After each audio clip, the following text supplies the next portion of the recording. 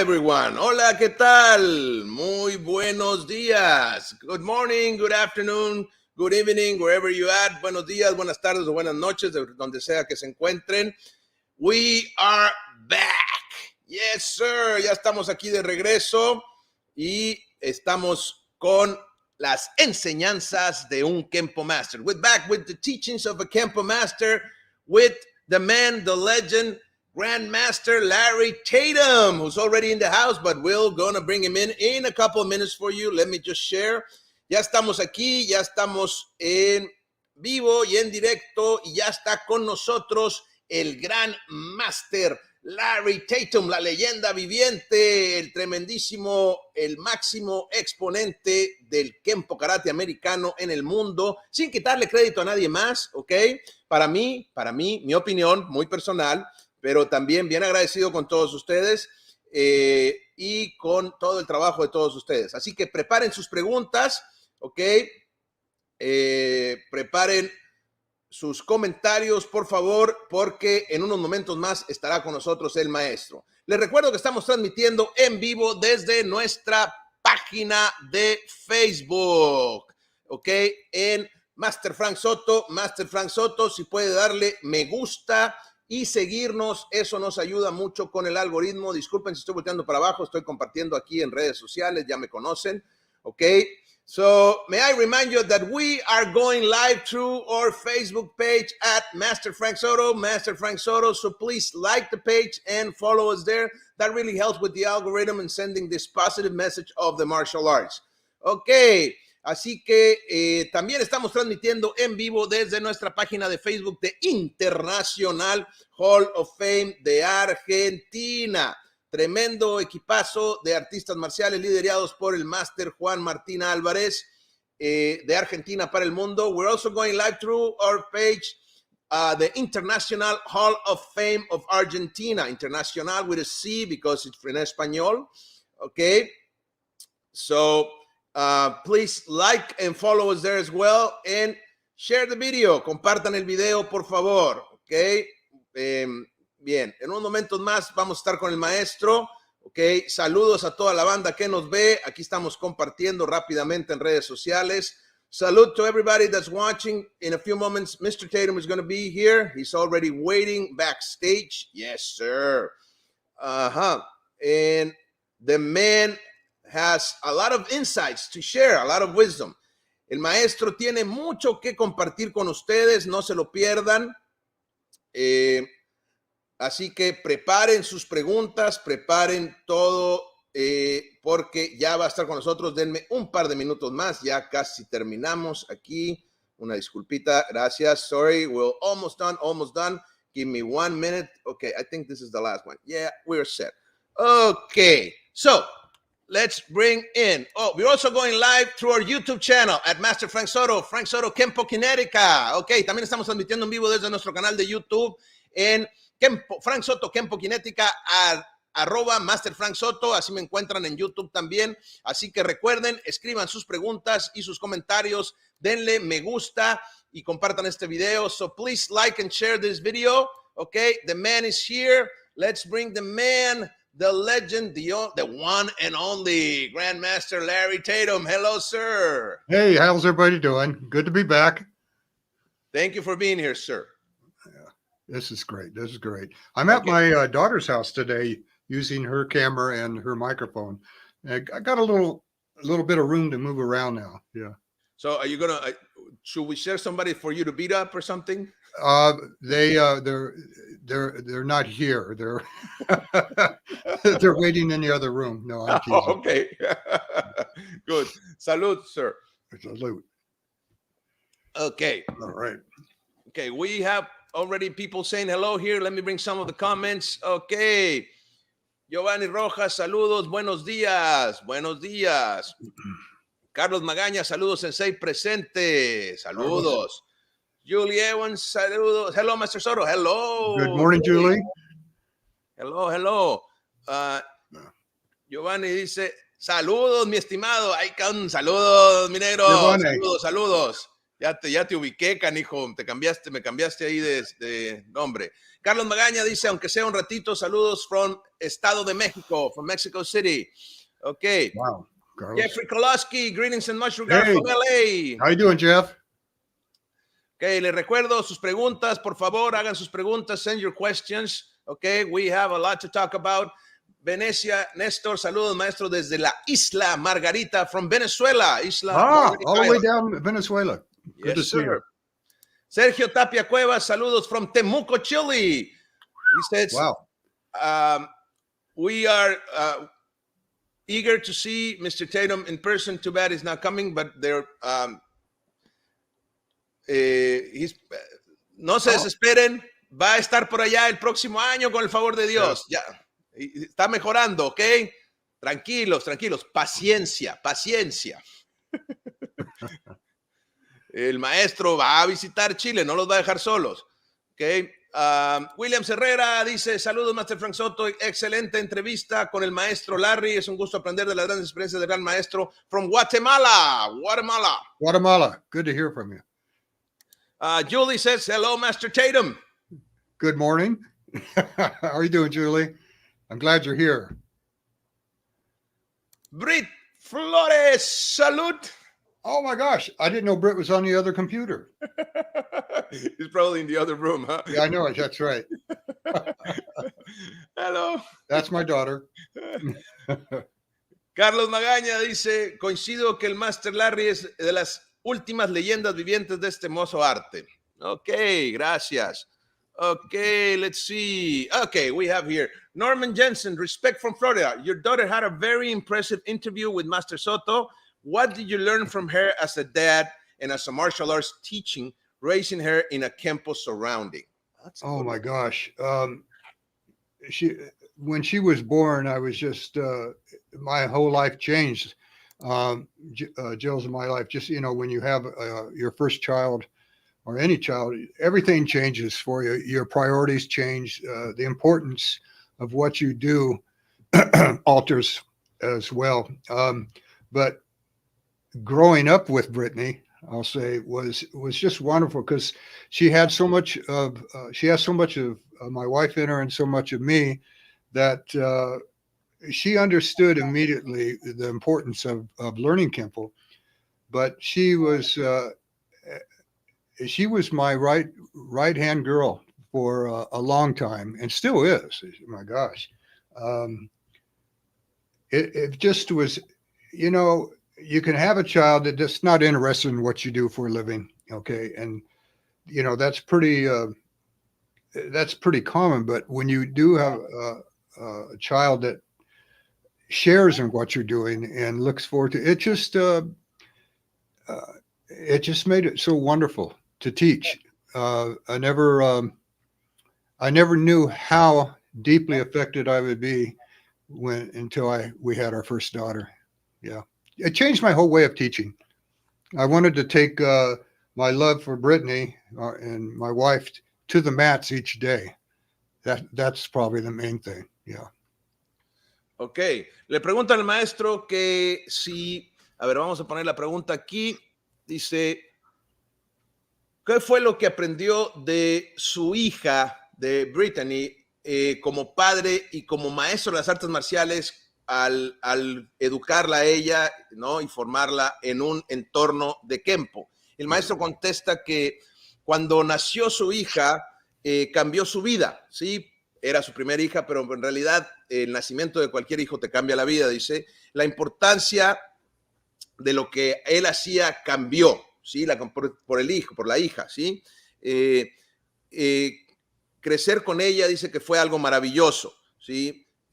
Porque dice que ella tiene mucho de su madre y también tiene mucho de su papá, tiene mucho de ambos, desde pequeña ella entendió la importancia de aprender el Kenpo, de aprender el arte marcial. Y además ella fue su mano derecha durante muchos años y todavía lo es, ¿sí? Y dice, puede ser que tú tengas un hijo que no le interese lo que tú haces, pero cuando tienes a alguien que sí, es maravilloso, ¿ok? Y ella prácticamente le cambió la manera en que le enseñaba el arte porque él quería llevar el amor que sentía por ella y por su esposa al mat, al tatami y compartir eso, ¿ok? You don't work so hard. You work hard for yourself, but you don't realize how small that is until you have a child and you realize that you're working for another life. And so what you do is this big. Suddenly you, because of having a child, expands to this and another child. And this, this is how that life alters for you. I've always felt sorry for people that couldn't have or didn't have children, because you really don't know the depth of your love for a gift like a child until you have one. Ok. Dice, también comenta el maestro que no trabajas tan duro por ti. Uno piensa que sí, que trabajas duro por ti, pero no, en realidad lo notas la diferencia cuando tienes un hijo o una hija, ¿sí? Cuando tienes hijos, el trabajo que tú hacías para ti era muy pequeño y se expande, se hace mucho más grande, porque trabajar para otra persona es tremendo, ¿sí? Entonces dice que él en ocasiones siente pena por aquellas personas que no tuvieron hijos, porque no pueden explorar este amor por los hijos, este sentimiento, servirle a los hijos. Tu vida se altera, se cambia con ellos, y este amor pues es una experiencia maravillosa. Okay? And that's, also too, Frank, that's so important that, see, when you teach, you open up a school and it's your first day of teaching and you have one student, you feel blessed and you feel honored to be able to teach that student. But as your school grows, okay, your depth of love for the students is in proportion to the growth of the school. And this is what happens, okay? That's the closest thing. If you don't have a child, but you have a school, you feel this enormous family grouping, this atmosphere around you as a teacher. And the more students, the bigger the greater your love encompasses everything. It's just so important. Comenta el maestro también que cuando enseñas, también cuando abres una escuela, un dojo, un estudio por primera vez, enseñas a un alumno y te sientes privilegiado y honrado y feliz, ¿no? Por tener este alumno, pero a medida que tu escuela va creciendo y van enrolándose y se van inscribiendo más alumnos, tu amor también va creciendo con ellos, ¿sí? Lo mismo, se va expandiendo de la misma manera. Entonces, si no tienes hijos, la otra cosa muy cercana a esto, ¿sí? Que también te da esa satisfacción, es la escuela, porque los miembros de la escuela se convierten en esta agrupación familiar, son parte de tu familia extendida, digamos, y tu amor es lo que crece y marca la diferencia. Ok. Robert Rodriguez, greetings from Costa Rica. Costa Rica. Nice. Okay. Jose Francisco Crispo says, I want to know if Kenpo with an M or Kenpo with an N are from Okinawan or Japanese. Well, Kenpo with an M as in Mary, okay, was a system of Kenpo that was taught by Matosi when he came over to the Hawaiian Islands. So it basically was a Japanese version that was what it was is that an envoy of people from Japan, a warring class, the Adanshi warring class of samurai, went to China to learn their type of fighting. And they brought back versions of it, and they called it Kenpo with an M. And it was a system that was brought over to Hawaii by Matosi. But as Chow and Matosi exchanged notes, exchanged ideas and ways of movement, okay, Chow wanted to separate from that lineage and to donate the difference between it. He spelled it with an N, okay, so that it would be basically his version of what he learned. So it stayed that way.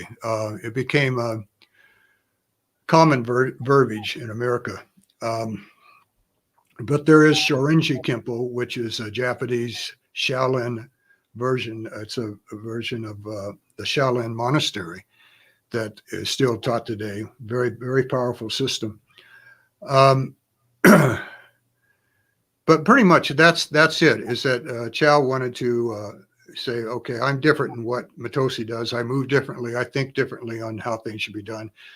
And all this Mr. Parker saw, and of course he took the ball from that and went on, but kept it with an end. That's all it is. Okay. Ok, dice el maestro que Kenpo con M viene del maestro Mitose, que aprendió el Kenpo de un clan guerrero, ¿sí? De Japón, el clan de Yoshida, y que ellos lo aprendieron, este clan aprendió de los monjes shaolines. Ellos tuvieron intercambio con los chinos y aprendieron, y de este grupo aprendió, ellos le llamaron Kenpo, ¿sí? Y Mitose usaba el Kenpo también con M, dice.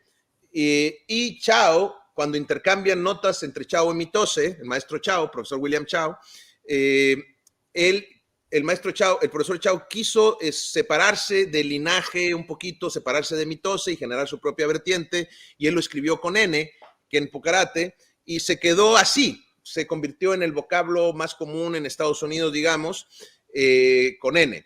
Pero también hay otra versión, de hecho, muy poderosa, que es el Shorinji Kenpo, que es una versión japonesa, que viene también directo de los Shaolines, muy poderosa, dice, muy buena, que está todavía en la actualidad en Japón, ¿ok? Pero lo que Chao buscaba era marcar la diferencia, ¿sí? Y Parker de ahí también aprendió y digamos que tomó la estafeta y continuó con esto. Ok. Carlos Villarroel dice, good afternoon, Big Master. How you doing? Saludos from Manaus, Brazil. All the way from Brazil. Love it. Hi, Carlos.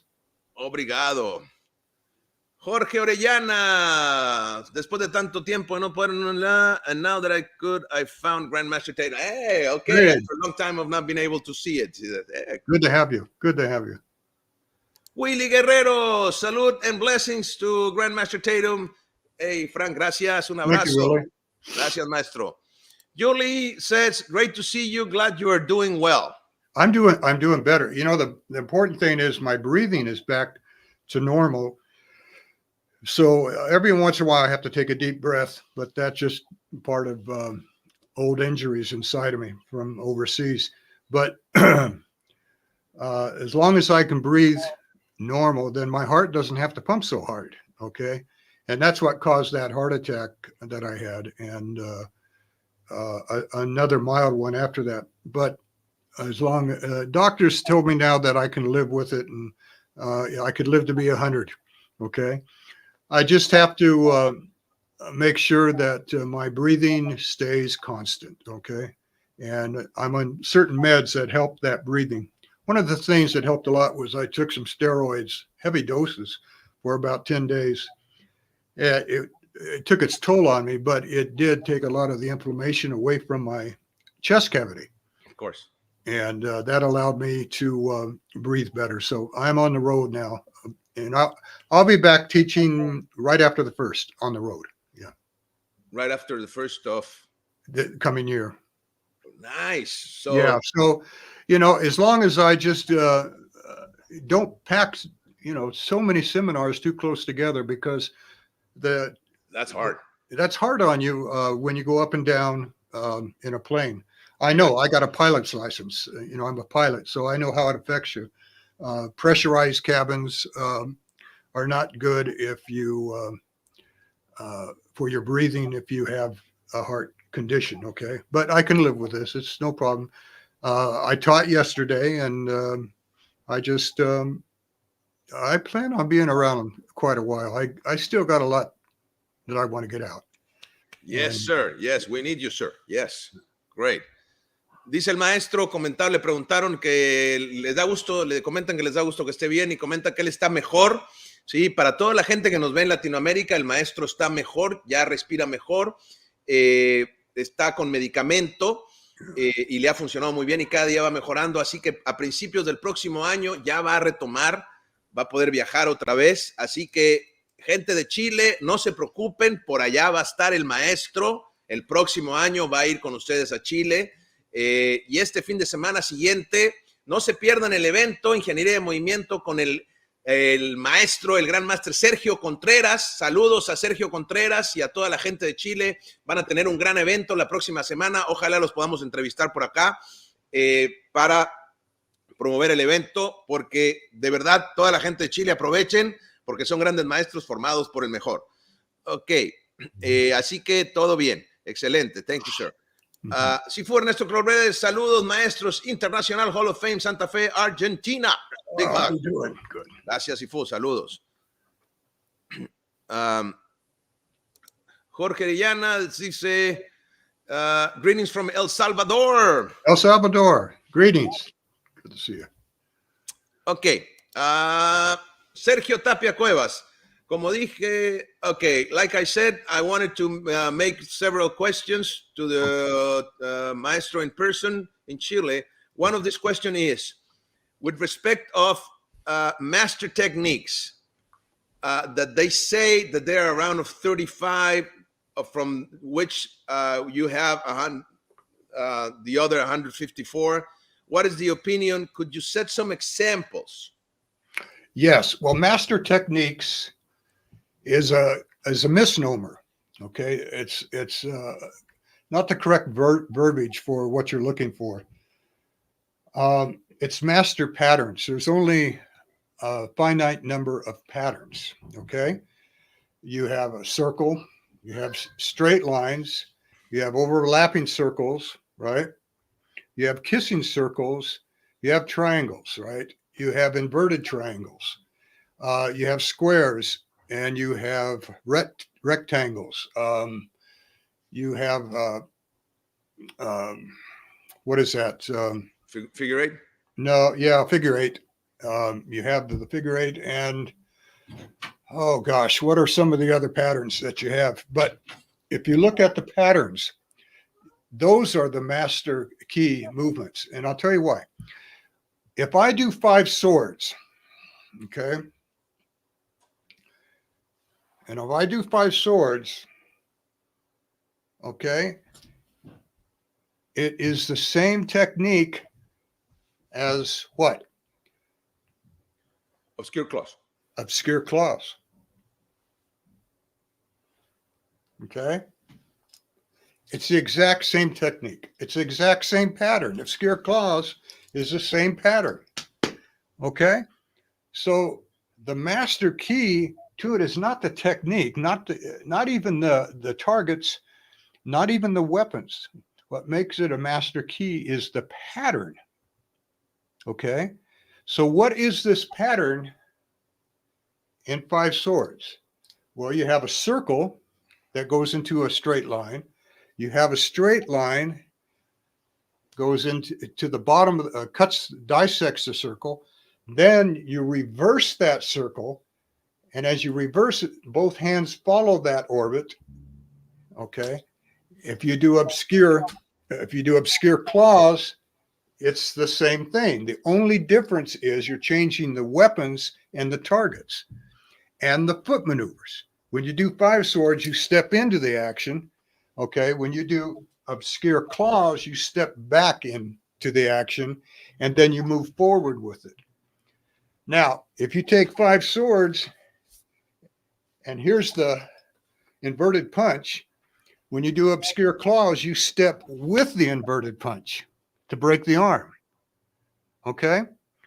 So that is the way that you look at master key techniques, not because of the targets. When you look at family groupings, okay, then you can say, all right, they're related by targets, they're related by weapons, they're related by weapons and targets, or they're related by patterns, weapons and targets. Okay. So it gets you got to see the depth of it. Okay. Okay. But look at the patterns, the master key patterns, not the master key techniques. Ok. Para Sergio Tapia, bien, ahora vamos a hacer el cambio aquí. Ok. Para Sergio Tapia, dice el maestro que las técnicas maestras no sería la manera, digamos, correcta de decirlo, ¿ok?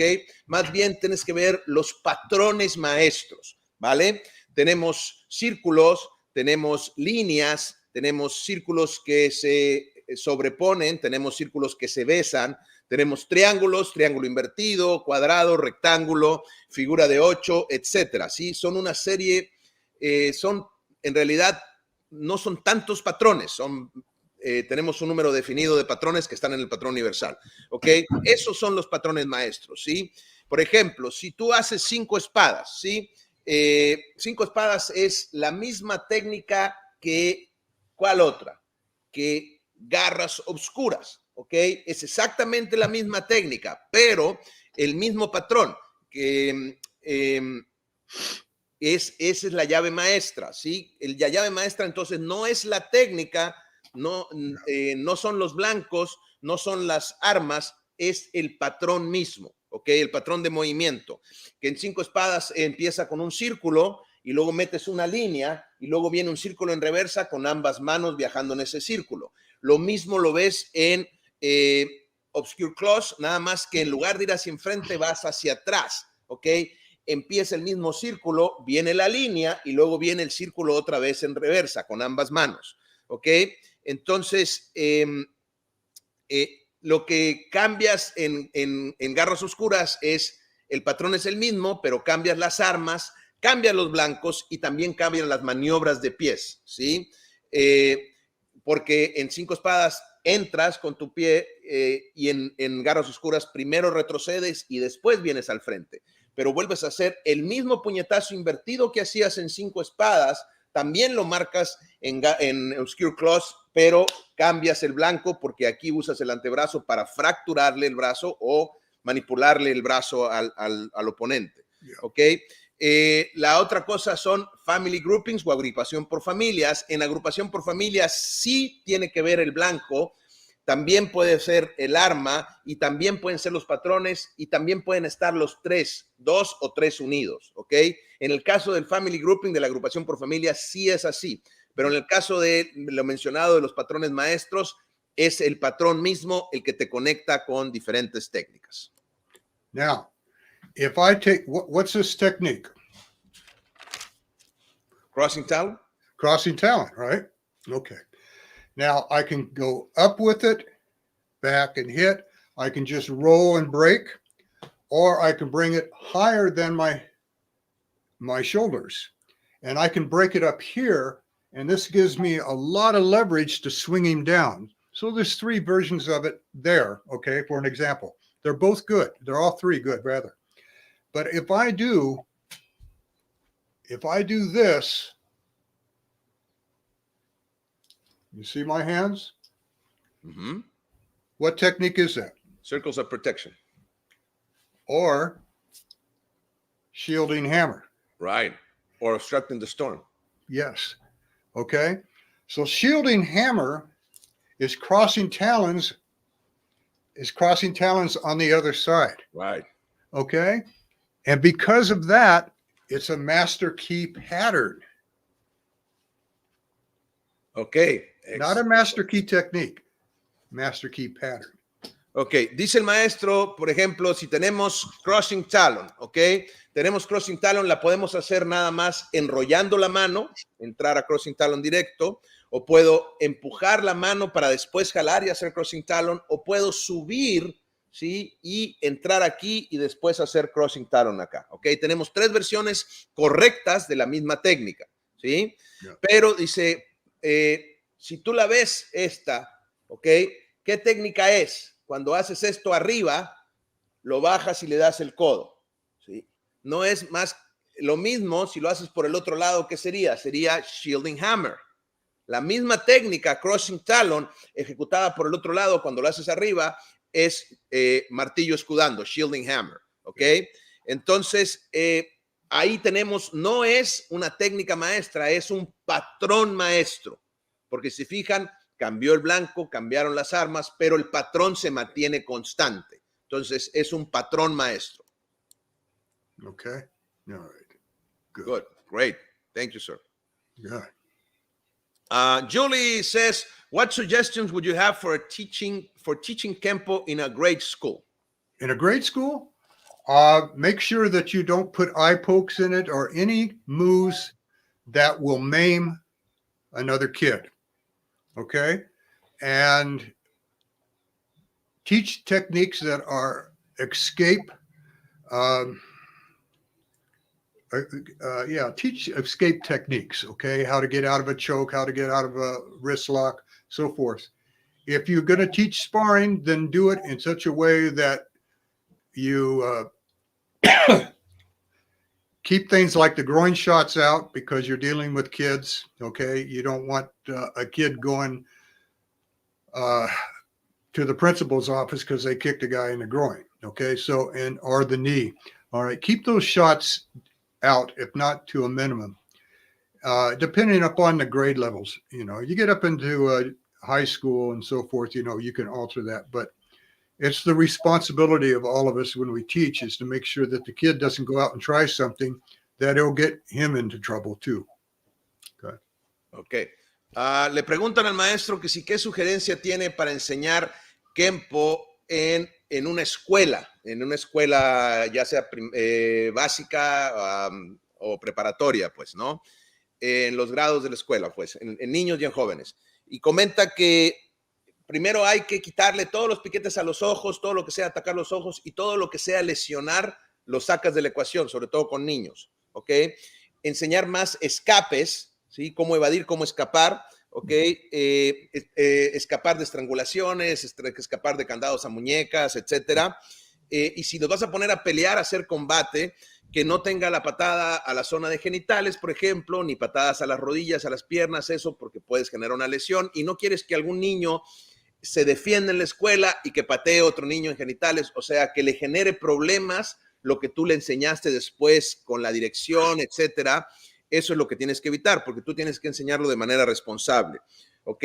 Entonces, evitar al máximo esto, ¿sí? Ahora, cuando ya están un poquito, a lo mejor ya están en la escuela, lo que llamamos acá bachillerato, o en la escuela antes del preparatoria para el colegio, en la enseñanza media, pues, puedes agregar un poquito más, pero siempre teniendo cuidado de que lo que le enseñes, si lo aplica en su ambiente escolar o en la calle, que no le genere más problemas después, porque entonces tú como instructor estás siendo irresponsable. Yeah. Ok. Jermis Caraballo said, saludos, Grand Master Larry Tatum and beloved Frank. Gracias. Saludos, mi estimado. Manuel Alejandro Silva, saludos desde Venezuela. From Venezuela, saludos. Manuel. Jorge Uribe, it's always good to see Grand Master Tatum. Regard to both of you from Chile. Gracias.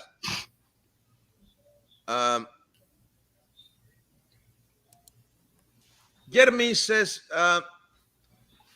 Mr. Tatum, what is the most recent thing you have taught to a black belt and a white belt, and what are the similarities that they have in the path of Kenpo?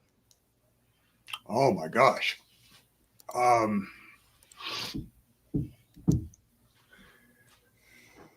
Well, in teaching a white belt and as opposed to teaching a black belt, is that if you're a good teacher, you should be able to teach a white belt technique to a black belt and make it worth his time. Okay.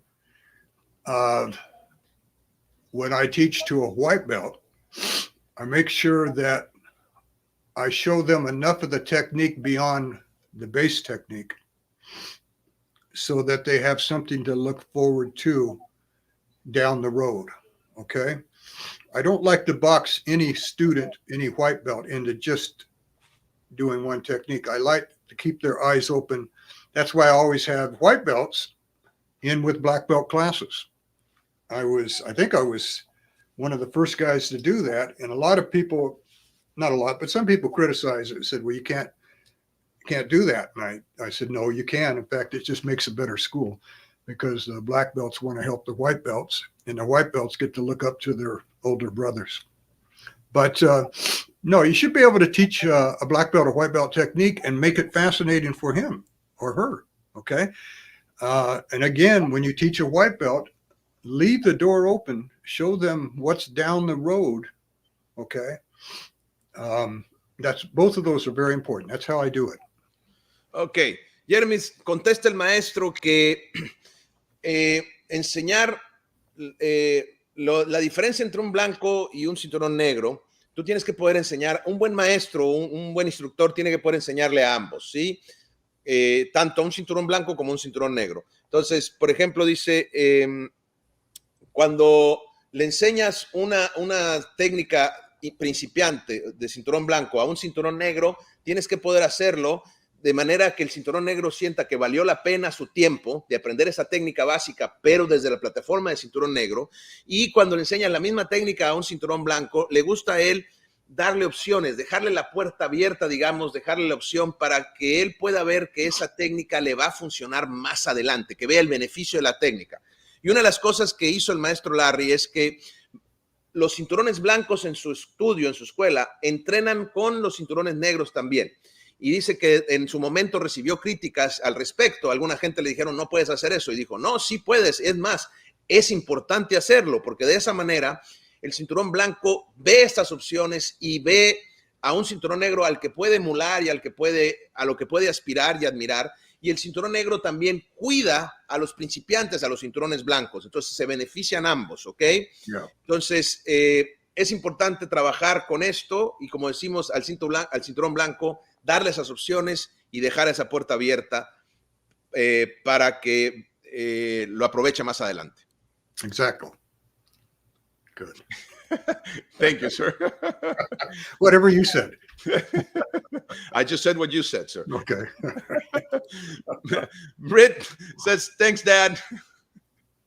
Hi, honey. There she is. She's over there. She's in the other room. Nice. Okay. Jeremy's okay. Another question is, what changes are you coming up with, sir, and within your association? What changes? Yes, sir.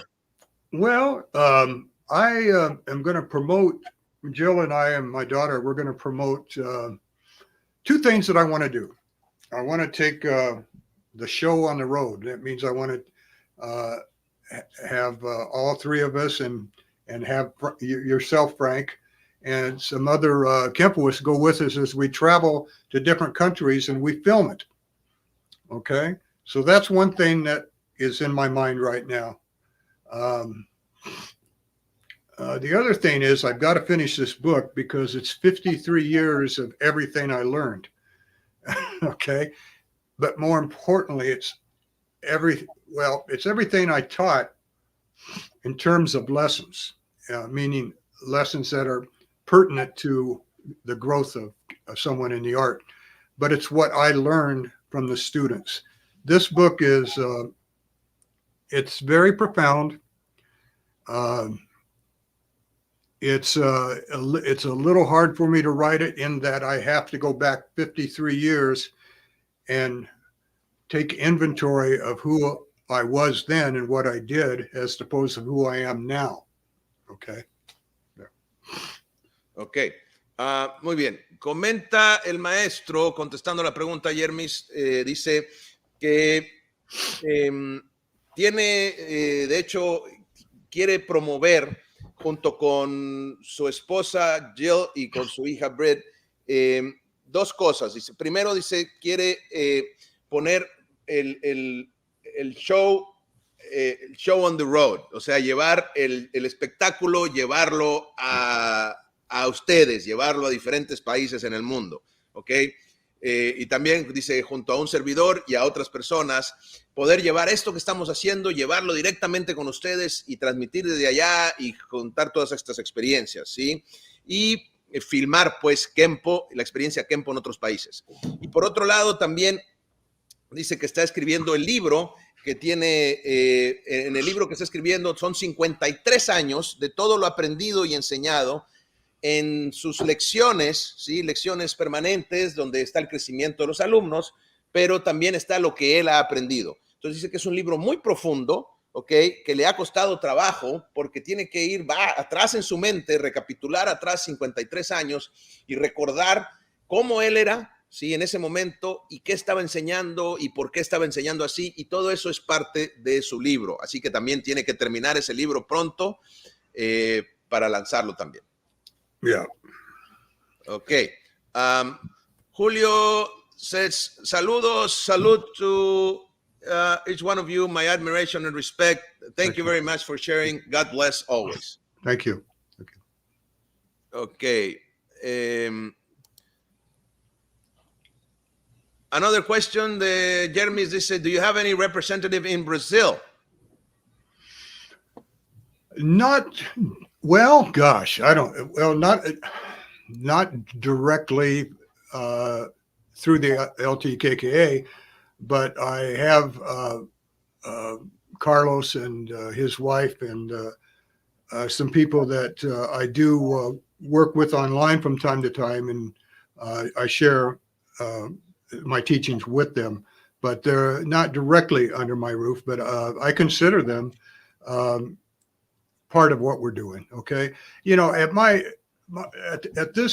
age in this art, my teachings are not restricted to just one association.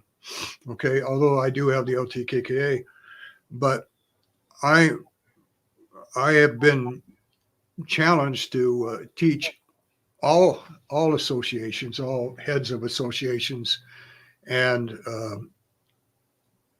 it's not important that they're directly under me. Okay, I'm not.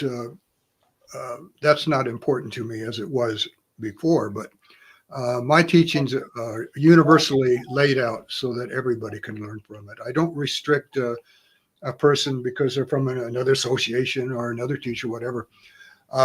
If they're going to learn from me, I do require that they let their teacher know that they are, taking lessons with me. I don't like to insult another teacher or so forth. But no, I'm not exclusive anymore. You understand what I'm saying is that I'm really not exclusive. If you want to learn from me, come and learn from me. Simple as that. Okay. You reach an age where you evolve to that. Okay. Okay. Dice el maestro Jeremy, dice que no tiene en realidad personas directas, o sea, dentro de la asociación, pero sí tiene alumnos allá que trabajan en otras asociaciones, que toman clases con él. Sí, está una pareja allá, creo que es Carlos o Marcos. The one in Brazil. Yes. Okay. Marcos y su esposa, etcétera, no están directamente en la asociación, pero él sí los considera alumnos suyos, porque dice que explica el maestro que ya no están, sus enseñanzas ya no están restringidas solamente a los miembros de su asociación. Sí tiene la LTKK, obviamente, y la asociación es importante, pero llegó a una cierta edad donde ya no es exclusivo nada más, porque las enseñanzas de él van más allá. Trabaja con líderes de otras asociaciones, trabaja con gente de otras asociaciones. Antes sí era importante para él nada más la asociación, pero hoy, en esta edad en la que se encuentra como líder de opinión, digamos, como maestro referente del arte, trabaja con personas de otras asociaciones. Lo único que sí requiere de estas personas es que le digan a sus maestros que están tomando clases con él, porque no quiere ser irrespetuoso con ningún maestro, ni pisarle los callos a nadie, como decimos. Entonces, pero entenderse nada más que todos pueden acercarse a él, todos pueden tomar clases con él, él está disponible para todos, porque el arte debe de haber acceso del arte para todos. Yeah. Ok. Danny Kenpo, salud to Grand Master Larry, and to you. Gracias, saludos, bendiciones, God bless. Gracias, mi estimado. Danny Bolden says, os.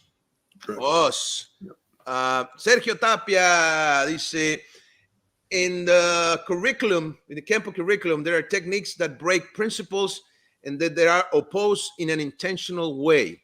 Why? Could you set an example of this? Could you make give us an example?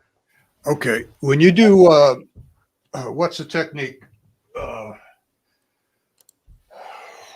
Blinding sacrifice, right? When you do blinding sacrifice, you step into the action and you meet it, which is, you're not breaking a rule. But when you occupy both hands at one height zone, okay, then you're breaking a rule. Now, if you come down and in this technique, you grab the groin and then pull, okay, his arms could grab you and hug you, okay? So you're breaking a rule because you don't have a check per se. But as you grab the groin and you pull hard enough, his arms can go out behind you. So you do have a positional check by pulling. Your depth, okay, your depth of action with both hands can be so violent that you're checking his depth by increasing your depth, okay? So, but if you just stand there with both hands on the groin and you don't pull, okay, then you've broken the rule.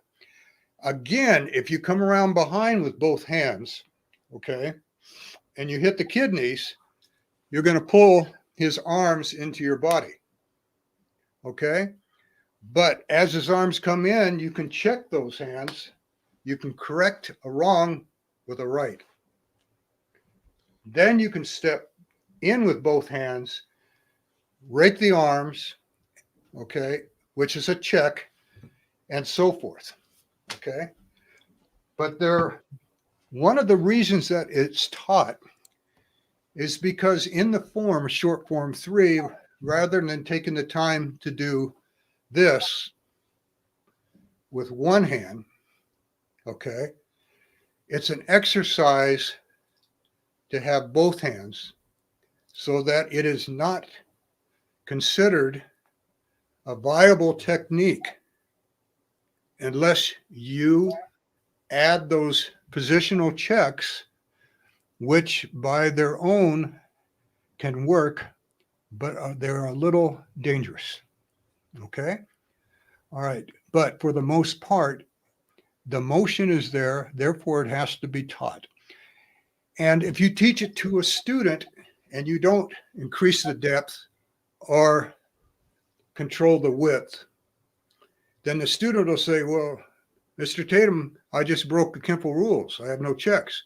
And then you go back and say, okay, let's add depth and let's add width control, so that it teaches you that if you do something wrong, which some of the techniques teach you, it's so that you can self-correct. Now, that's a part of any learning cycle. You don't teach everything exactly correct. You leave it open-ended so that you and the student can then create dialogue around that. Ok. I'll be right Great. back. Ok. Muy bien, vamos a explicar esto. Ok, explica el maestro, respondiendo a la pregunta de Sergio Tapia, dice, cuando aplica la técnica blinding sacrifice, sacrificio cegador, técnica de café, ¿sí? Entras a la acción con las dos manos, ¿vale? Ahí vamos bien. Pero luego ambas manos bajan, ¿sí? Bajan a atrapar la zona de genitales. Cuando bajas ambas manos por la zona de altura, aquí estás rompiendo una regla porque no estás metiendo un chequeo. Pero una vez que tomas los genitales y jalas, ¿sí?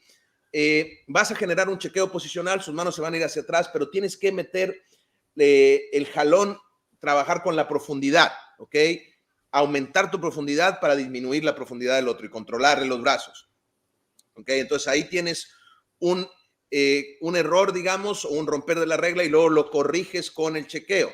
De igual manera, cuando das el golpe a la zona de los riñones para jalar, ¿sí? Cuando tú haces esto, la persona va a reaccionar aventando los brazos al frente. Entonces, de ahí también, digamos que cometes otro error y lo corriges con tus dos bloqueos, chequeando su anchura.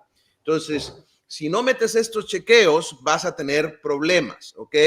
Pero esta técnica se enseña, por ejemplo, en la forma 3, en lugar de hacer, digamos, la técnica con una mano, pom, ok, etcétera, la haces con las dos, ok.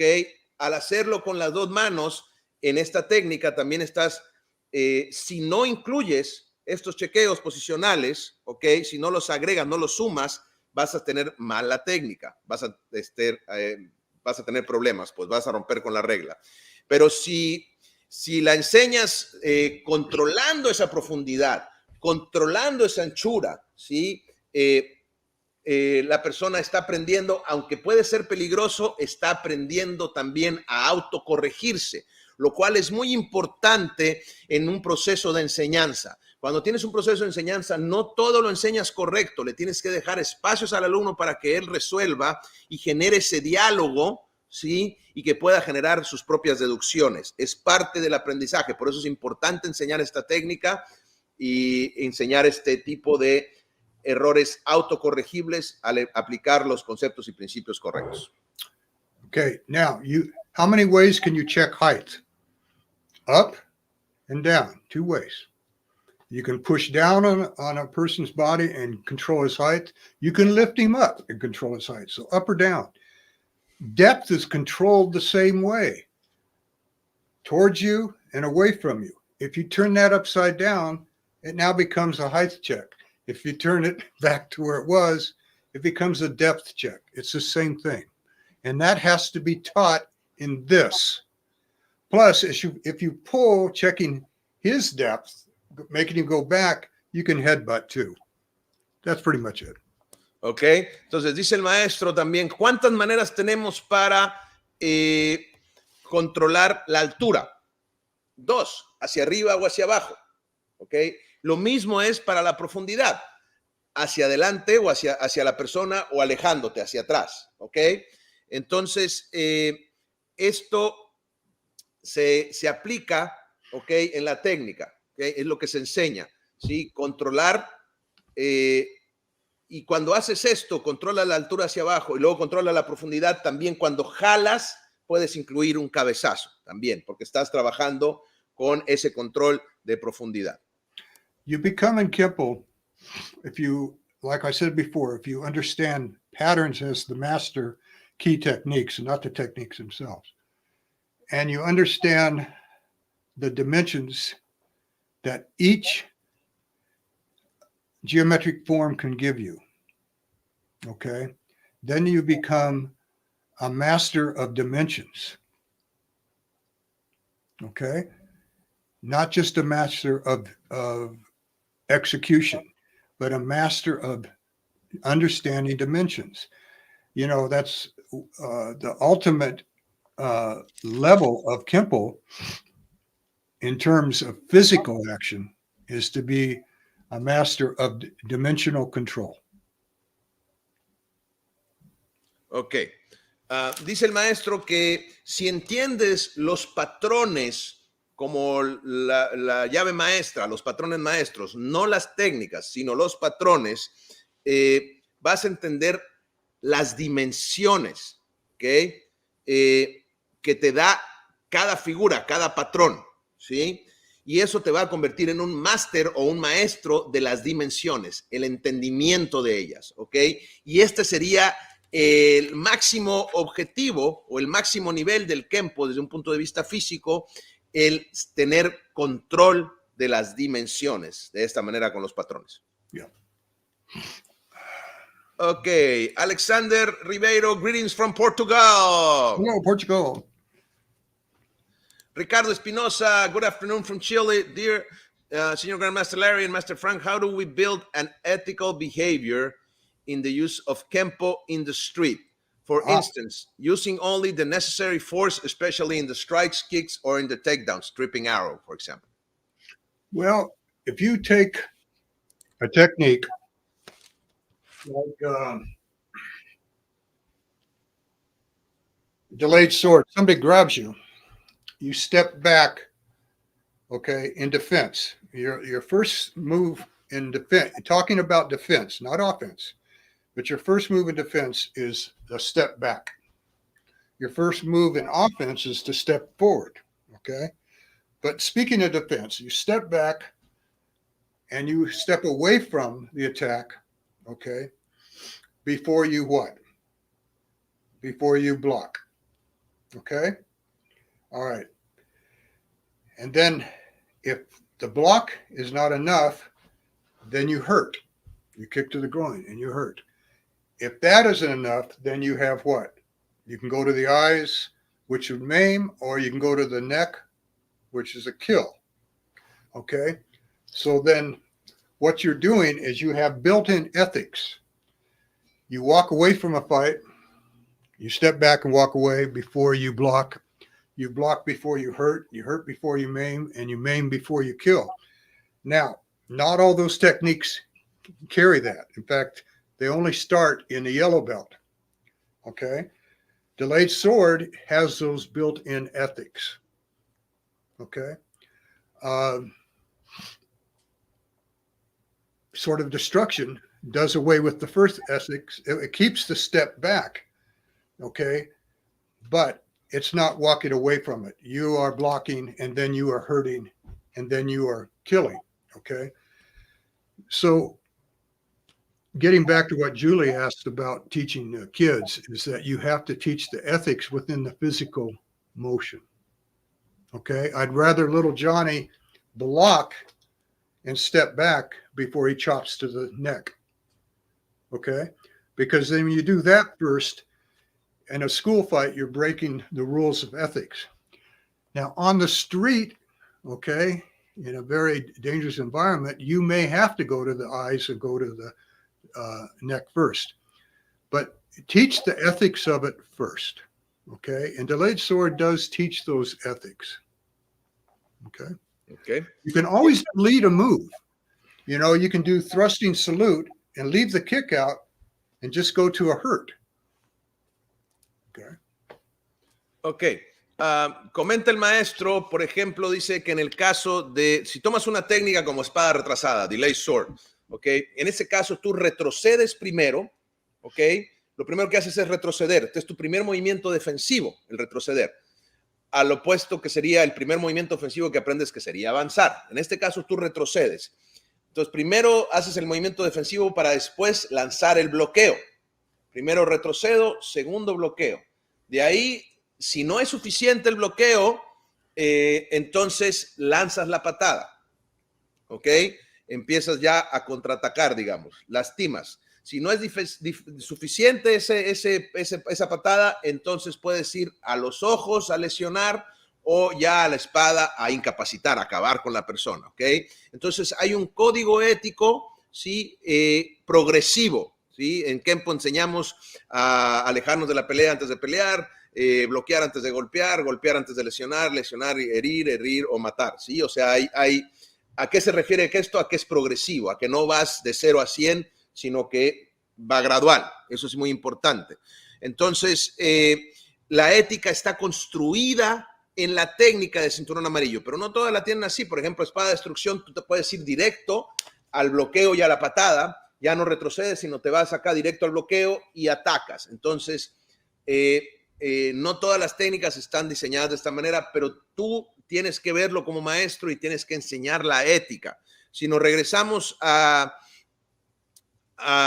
lo que preguntó Julia hace un momento, en el caso de los niños, ahí está. La ética está dentro del movimiento físico. Por ejemplo, al niño le vas a enseñar primero a retroceder, no le vas a enseñar a ir a los ojos, etcétera, porque las reglas en la escuela, las reglas de ética en la escuela van a ser más estrictas que, por ejemplo, las reglas en la calle. Si estás en la calle, a lo mejor sí tienes que hacer el piquete de ojos y demás, ¿no? Dependiendo de la situación, ¿ok? Entonces eso hay que enseñarlo dentro del movimiento. Ok, Baguelis, hello, Master Larry and Master Frank, salud. Salud, sir. Ángel Roca, saludos maestros, buenas tardes, Grand Master, my respect and blessing. Thank you. Axel Cárdenas Lizama. Okay, what would be your advice for the success of an AKK professor that wishes to follow on with his dojo as an independent from all associations? Thank you very much, Grand Master Tatum. Big hug. Wow, that's a good question. Associations can have their benefits, but associations do have their politics. That rhymes. I like that. Okay, they do. I've seen wonderful associations where they interact with each other, and they have their own boards for grading and so forth. And many of them do a great job doing it. If you want to be independent, it's that's a choice that a person makes if they don't feel that they need the exposure to other groups of people. And often it's a good thing if you have been in association for quite a while and then you run into problems like who got promoted before me or who deserved it, who didn't deserve it, and you get into the emotional side of politics within any business, then sometimes it's good to just go off on your own and then enjoy your students and give them the best lessons that you can. Okay. Just remember, you can't have two cooks in one kitchen. At least at home you can't. Okay. In a restaurant, that's different. Anytime you invite an outsider into your school to teach, you have to be aware of the fact that it could be something beneficial for you and your students, or it can be something that can be detrimental. All right. So, it's entirely up to the individual. If I see that a lot of studios, when they're up and coming, they join associations so they have something to fall back on. There's a grading board that they can depend upon. There are also a lot of information that they can get. And then they decide, well, it's time for me to go on my own. Okay. It's a natural course of things. It's the nature of any business. So just be aware of what you need to do at the time that's beneficial for you. Ok. Bien. Para el sensei Axel dice, wow, buena pregunta. Dice, ok. Dice, las asociaciones, dice, tienen sus beneficios, ok, pero también tienen sus reglas, tienen sus, digamos, sus dimes y diretes, sus políticas internas, ok, su burocracia, podríamos decirlo, por decir alguna palabra, política le llaman allá, ok. Él ha visto organizaciones maravillosas que funcionan muy bien, que tienen su mesa de regentes, sus maestros, etcétera, ¿ok? Y otras que a lo mejor no tanto, pero ha visto, digamos, positivas, ¿sí? Pero también un instructor, si desea ser independiente, está bien, elige, digamos, que siente que no necesita la exposición que le da pertenecer a un grupo mayor. Puede ser esto y está bien, ¿sí? Puede ser por la política que ya mencionamos, por ejemplo, se sintió molesto por problemas de promoción o digamos que alguien fue dentro de la asociación, a alguien aumentaron el grado y a él no, o problemas de merecimiento, sintió que no se lo merecían, etcétera. Entonces decide independizarse por cuestiones emocionales de la política, ¿ok? De las decisiones dentro de la asociación. Entonces decide hacerlo él solo, Entonces dice, está bien, lo importante sería nada más disfrutar el proceso, disfrutar a tus alumnos, disfrutar a tu escuela, disfrutar dar clases. Y no lo ve mal, ¿ok? Está correcto. Dice, porque nada más hay que entender también que no puedes tener dos cocineros en la misma cocina de tu casa, ¿ok? Siempre va a haber un líder, pues, uno que manda. Entonces, si vas a invitar, por ejemplo, a un instructor de fuera a enseñar dentro de tu clase, que tengas cuidado porque puede ser beneficioso, pero puede ser dañino, pues, no necesariamente va a ser bueno. Entonces, esta decisión de independizarse depende del individuo. Dice que él ha visto individuos que empiezan dentro de una asociación cuando van aumentando, van creciendo como escuela o como instructores, y después más adelante deciden que ya no necesitan ser parte de la asociación y se independizan y sienten que pueden hacerlo solo y está bien. ¿Ok? Es un proceso natural, dice, del cual cualquiera se puede beneficiar de la misma manera que se pueden beneficiar manteniéndose dentro de la asociación. Ambas maneras son correctas. Just take care of your house and be careful who you invite in. Look, I've taught for 53 years openly on the street from 9 in the morning till 10 at night, every day. And don't you think that I have met people that I like, but I can't have them on the mats? Okay. I've had black belts that hurt other students, and I've warned them. And then I finally had to ask them to leave, not because I don't like them. It's just that they can't control themselves. Okay. So be careful who you have on the mats. I've had people come to me in all these years and they want to be part of what I'm doing. But at the same time, often some of these people that come to be a part of what I'm doing try to take too much for themselves, and in the process try to set up their own regime, okay, their own pecking order within my house. Look, it happens. It's human nature, and you have to be aware of it and deal with it, okay? But just be careful. You know, you don't let everybody into your house. It's just like my kids. I didn't let my kids play with just anybody, okay? All this has to be viewed with common sense, okay? How you run your school. There's, like I said before, there's people that I'm friends with that I like, but I wouldn't want to work with them on the mats, okay? We conflict, and everybody has certain people that you conflict with, and that is life. Ok. Bien, continúa el maestro diciendo que es muy importante que cuides tu casa, ¿sí? Cuida tu casa, cuida a quien invitas a tu casa, ¿ok? Dice que tiene más de 50 años dando clases con escuelas y demás, y pues tiene mucha experiencia, y en ese tiempo, trabajando desde muy temprano en la mañana hasta tarde en la noche, ha habido gente que le cae muy bien, que le agrada, que está en su escuela, pero que no puede tenerlos en el tatami, en el mat, porque no se detienen, no tienen autocontrol, no se controlan. Entonces, por más agradable, por más bien que le caiga a la persona, no lo puede tener, y llega un momento que les tienen que pedir que se salgan de clase, que se vayan, porque no tienen ese control. Entonces, es muy importante que tengas cuidado, porque también hay personas que quieren ser parte de lo que estás haciendo. En su caso, dicen, quieren ser parte de lo que yo estoy haciendo, pero quieren tomar demasiado para ellos, ¿sí? Quieren adueñarse de cosas de más y generar su propio régimen, su propio orden jerárquico, digamos, ¿sí? Pero lo hacen dentro de mi casa, dice, y eso no puede pasar, ¿sí?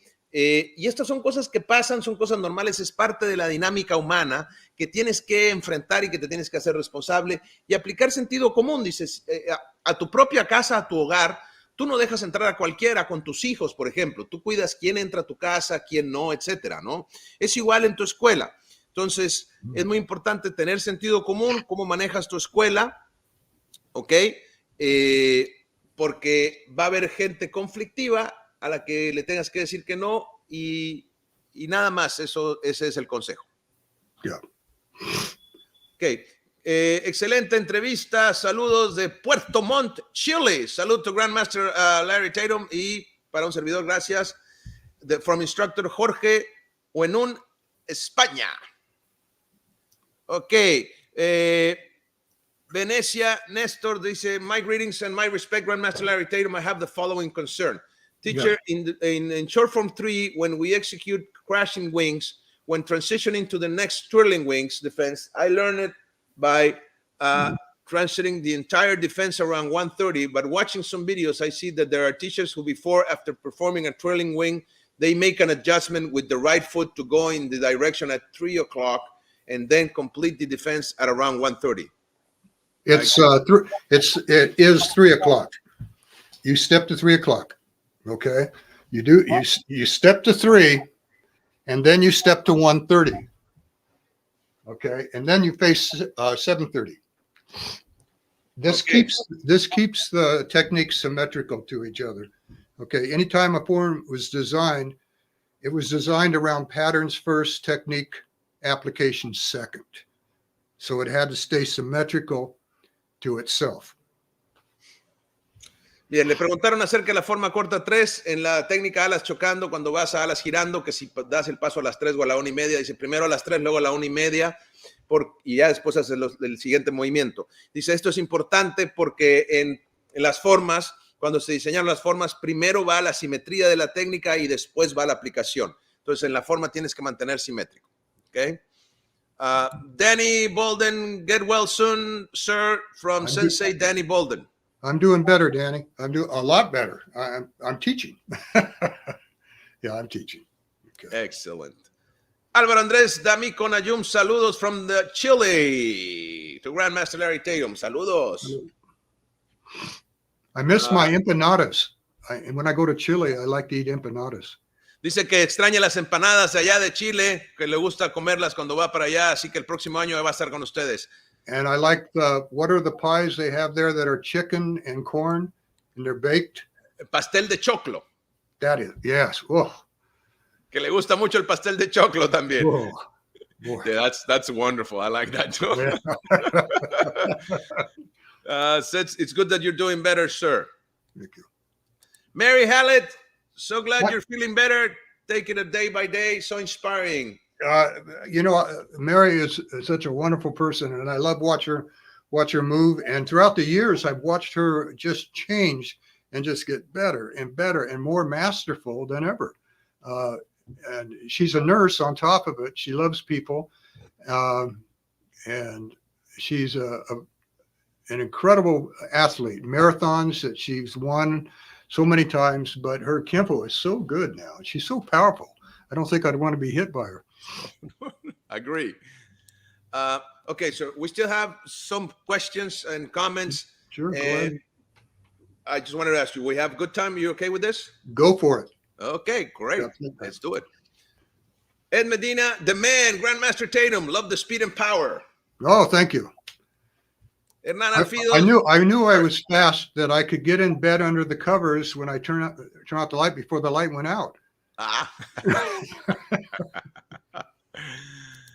Hernan Alfido, salud, maestro. Grand Master Larry, Frank, saludos. My question is, how can we improve in our training? Salud from Argentina, Buenos Aires. Master the patterns. That's one thing. Master the patterns. See that they're that if you learn something on one plane, see how that exact technique works on another plane, like a diagonal, a vertical, and a horizontal. Okay, that would help. Also, when you move, don't do blind techniques. This is very important. Now, blind techniques, if you watch me, when I move, if I take something like 5 swords and I'm down and I block and I chop, you don't see me just looking in one place. But as I move, you see my body shift because I'm looking for all the possibilities that could occur while I'm doing, say, for instance, 5 or 6 or 7 moves. So as I move, I'm watching and I'm looking with each strike, and you see me starting to move about a little bit to anticipate further action. So don't do a blind technique where you just let them go like crazy. Okay. Along with your strikes, if you strike, make sure that you're looking also for something else. Just don't strike and look straight ahead. Even if you use your peripheral vision, move a bit. Okay. Dice el maestro, a ver, respuesta para Hernán, dice, domina los patrones de movimiento, domina los patrones primero, ¿ok? Genera maestría de ellos. Busca también aplicar los planos de las técnicas, busca aplicar las técnicas en los planos diagonal, vertical y horizontal, busca las conexiones, ¿ok? Y cuando te muevas, no hagas una técnica ciega, dice el maestro, ¿ok? O sea, cuando vas a hacer, por ejemplo, 5 espadas y entras al movimiento, no nada más hacer la técnica, ¿sí? Sino bloquear, moverte con la técnica, ¿ok? Tu cuerpo se mueve, se cambia. ¿Por qué? Porque estás analizando y observando, ¿sí? Las opciones, las posibilidades que puedes hacer. Entonces bloqueas, te mueves tu cuerpo, ¿ok? Mueves, cambias, ¿sí? Anticipando. Entonces, esto lo puedes hacer cuando hagas una secuencia de 5, 6, 7 movimientos. Yeah. No lo hagas nada más así aplicado rápidamente, ciegamente. Métete, muévete, anticipa, involúcrate en el movimiento. Ok. Jaime Jerez, I hope you're doing well and you're improving. Okay, and one question. What is your favorite strike? Oh, my gosh. My favorite?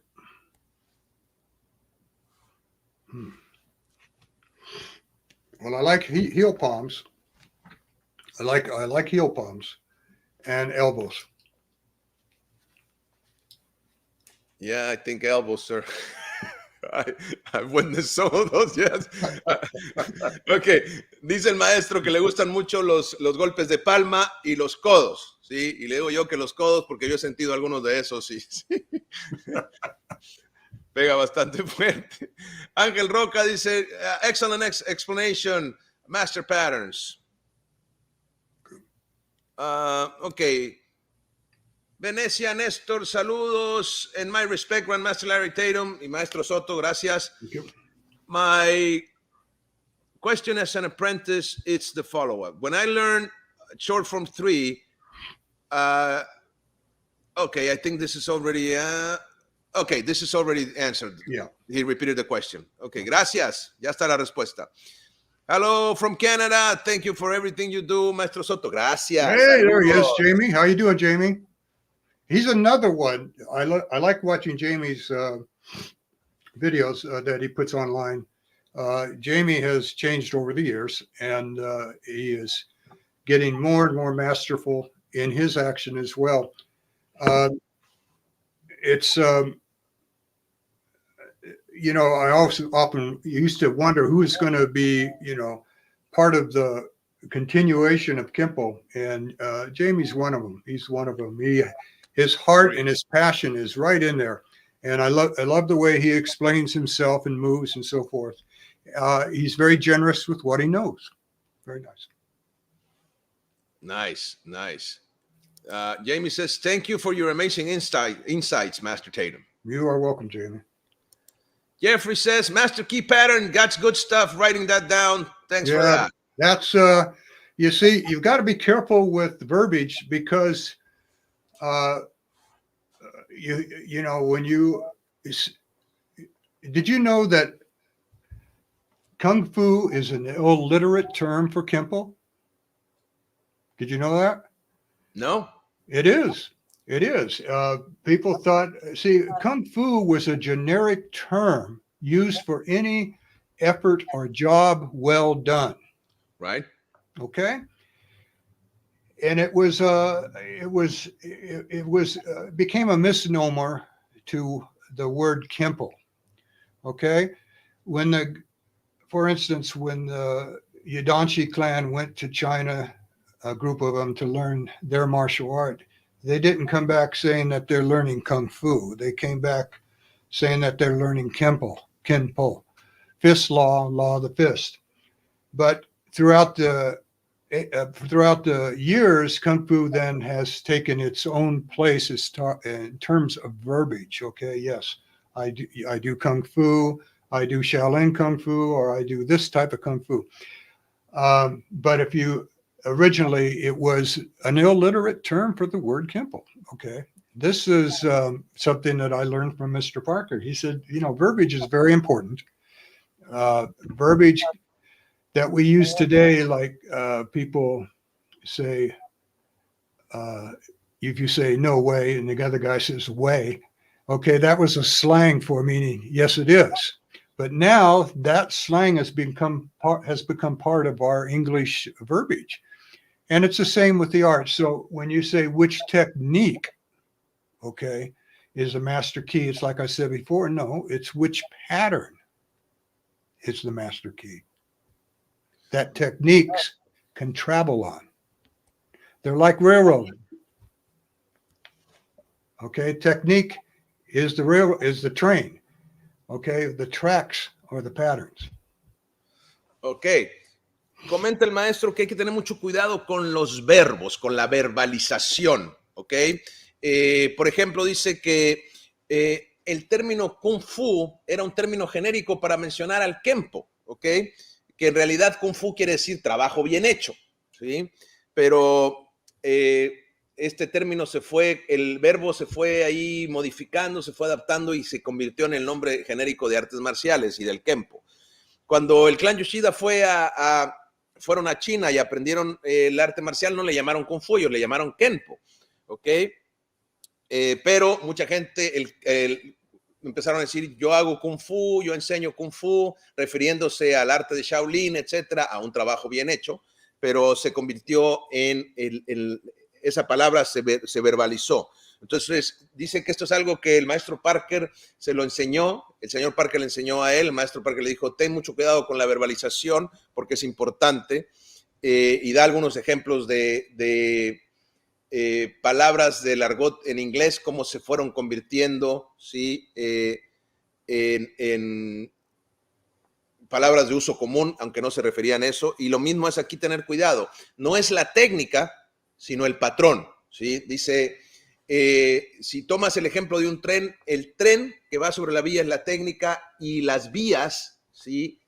Es el patrón, ¿ok? Entonces es importante entender esto. Ok.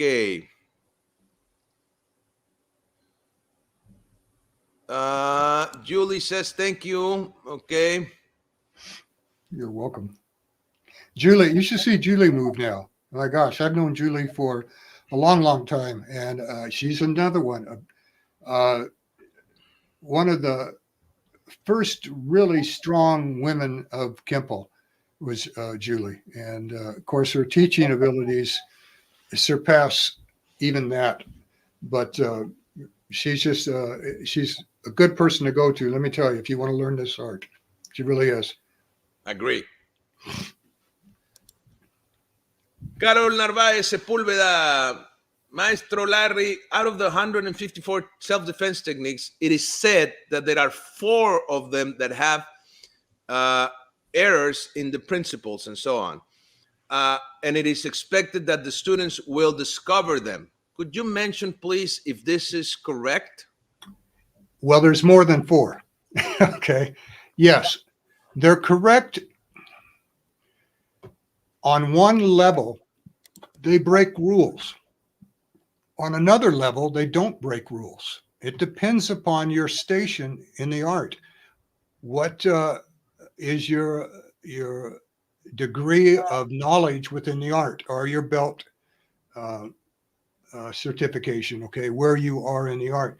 At one point, you don't break certain rules, okay? When we were in the 3rd grade, we had rules that governed us in school, right? Okay, but when you got into 6th grade, the rules changed somewhat because you were more mature. And when you got into high school, those rules didn't apply anymore because you were a young adult. Okay, and it's the same with the art of Kenpo. You have certain rules at certain levels, belt levels, that you don't want to break yet because you're not experienced enough to break them. Now, nobody says you have to check all the time, okay? But you should know how to check, okay? So you don't want to break that rule of checking, of not checking in the early ranks. Later on, you can go on to techniques where you don't need to check at all if you don't, because I can position myself away from my opponent's pivotal points and so forth, so I don't need checks, okay? Do I check most of the time? Of course I do. Do I have to do it all the time? No, I don't. Okay. But I'm at a different level. Ok. Respuesta dice, sí hay y son más que 4. Hay muchas más que 4, ¿ok? Pero estas pueden estar correctas con las reglas en un cierto nivel y a otro nivel no. ¿A qué se refiere con esto? Depende del nivel en el que tú te encuentras de entendimiento y en el grado de certificación que tienes en Kenpo. ¿En qué nivel estás en el arte? ¿Sí? A cierto punto, por ejemplo, no rompes reglas, ¿sí? Pero más adelante puede que sí, porque tiene que ver con tu dominio y tu entendimiento del movimiento, ¿ok? Pone un ejemplo. Si tú estás en la escuela, en 3er grado de la escuela elemental de niños, ¿ok? Entonces, las reglas que se aplican para un niño de 3er grado no va a ser las reglas las mismas, a lo mejor para un niño de 6º grado, las reglas ya cambiaron un poco porque está un poco más maduro, a un adolescente que ya está en una escuela, en un bachillerato, una preparatoria, ¿sí? Antes de entrar a la universidad, en high school, decía, no, a lo mejor esas reglas no aplican para nada al joven, ¿sí? Lo mismo es en el arte, también tenemos reglas que van cambiando en ciertos niveles. Por ejemplo, dice, nadie te ha dicho que tienes que utilizar los checks de Kenpo, los chequeos en todo momento. Puede ser que en una técnica, por ejemplo, en un nivel avanzado, puede ser que no utilices chequeos para nada, porque estás posicionado de mejor manera o porque estás consciente de los puntos de pivote, etcétera. Pero eso es para alguien que ya tiene un nivel avanzado, ¿ok? Pero aún así debes de conocer todos los chequeos y debes de dominar todos los chequeos. Es importante ese conocimiento, ¿ok? Y si estás en un grado más bajo, no rompes esas reglas, como en el caso de un niño en tercero de primaria, ¿ok? Pero si ya eres una persona avanzada que dominas el arte, puedes jugar con esto, ¿ok? Dice el maestro Larry, él chequea la mayoría de las veces, sí, pero hay ocasiones que a lo mejor no va a ser un chequeo por la situación en la que se encuentra. Now, when I do grasping eagles, you have a guy grabbing you on your left shoulder, and you have a guy grabbing you up here. When you block his arm, you're making him cross-check himself, right? When you hit the guy in the groin behind you, there's no check for his grab. When I do this, there's no check back there for that grab, is there? No. Okay. Now, two things happen. When you hit him in the groin and he does this, you're counting on the fact that when you hit him in the groin, his hand will drop from your shoulder and he'll grab, right? But there's no guarantee. So there's no pinning check, all right? So not all techniques have the proper checks. And because in Kenpo, there's what is called acceptable losses, okay? Acceptable losses. That means that if I can't check, I want to hit him so hard and so fast that I have a greater chance of his arm leaving my shoulder than staying on. If it stays on, okay, I'm stepping away. When I go in to claw the guy, I'm stepping away from him. So I'm creating more depth, which in itself is a type of check. Okay. So if he still hangs on, it's an acceptable loss. Okay. You see, checks are not guarantees. They're not guarantees, and they can't always be used. So it teaches you to hopefully, when you do that next move where you claw both of them, that your depth of action gets you far enough away from him. And if he does hold on and he follows, okay, if he does follow, then he'll get caught on the next move. So all of that has to be kept, taught.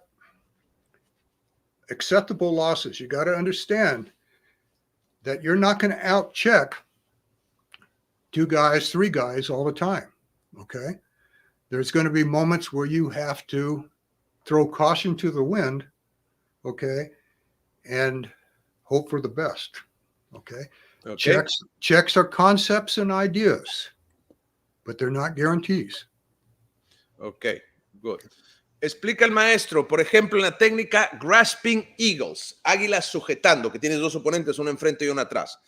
Cuando atacas el brazo del primer oponente, le haces un bloqueo y se convierte en un chequeo cruzado, ¿sí? Controlas su anchura, digamos.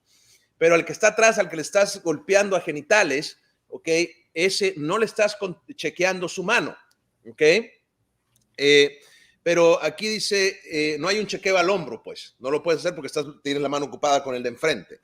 Entonces, aquí pasan 2 cosas. Dice, cuando tú estás contando que cuando golpees los genitales, estás contando con el hecho de que él va a bajar las manos y se va a agarrar la zona de genitales, ¿ok? Donde le dolió. Pero no hay ninguna garantía de que esto vaya a pasar. Tú esperas, ¿no? Que esto pase, digamos. Entonces, lo que explica es que no todas las técnicas tienen los chequeos, sobre todo cuando trabajas con técnicas, por ejemplo, contra 2 personas. Entonces, a este concepto se le llama pérdidas aceptables en Kenpo. O sea, aceptas el hecho de que no vas a poder meter un chequeo. Entonces, lo que vas a hacer es que te vas a mover con tanta velocidad y tanta potencia al momento de golpear abajo para aumentar las probabilidades de que sus manos bajen, ¿ok? Ahora, si su mano no baja y se queda en el hombro, tienes esa pérdida aceptable y te vas al siguiente movimiento, que es donde metes la garra a ambos lados y con esa garra lo vas a tratar de agarrar, ¿no? para evitar este mismo movimiento. Si él sigue sujeto, tienes el siguiente movimiento. Entonces, para eso también están diseñadas los siguientes movimientos, ¿ok? Entonces, también estás alejándote. Después del golpe te alejas para controlar la profundidad, ¿ok? Entonces, los chequeos no son garantías, no están garantizados de que te van a servir en todo momento, ¿sí? Solamente aumentan tu probabilidad de éxito, ¿ok? Entonces, debe de enseñarse esto, pérdidas aceptables. Sobre todo cuando trabajas contra 2 o contra 3 oponentes, no vas a poder chequear a todos al mismo tiempo, ¿sí? Va a haber movimientos donde no puedas meter chequeo y vas a tener que aceptar este tipo de situaciones, este tipo de pérdidas, digamos. Ok.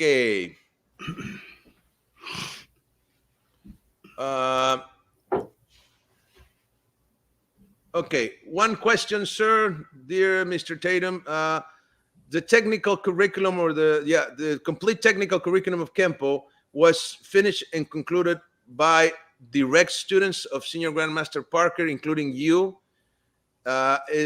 or saying, did you have to create or support finishing any of the forms or sets? Not the forms or sets, but we were required to do two theses, one for Brown, which was a thesis abstract, which is a compilation of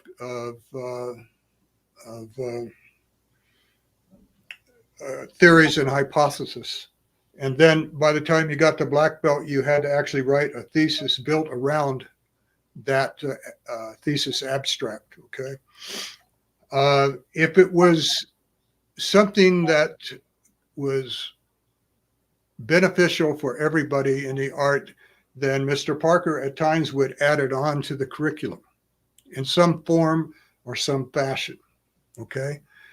Not in the forms of the sets because those were already finite in their creation. But Ed Parker was always looking for other ideas that he himself said that I'm not thinking of at the time. I know they exist, but when you write a thesis or so forth, it brings it to light where other people can benefit from it. And he encouraged that very much. I did the same thing. I encourage my students to write about and create techniques through concepts that I know of, but I have not elaborated on. Okay. Ok. Dice el maestro que no en las formas y sets, ¿ok?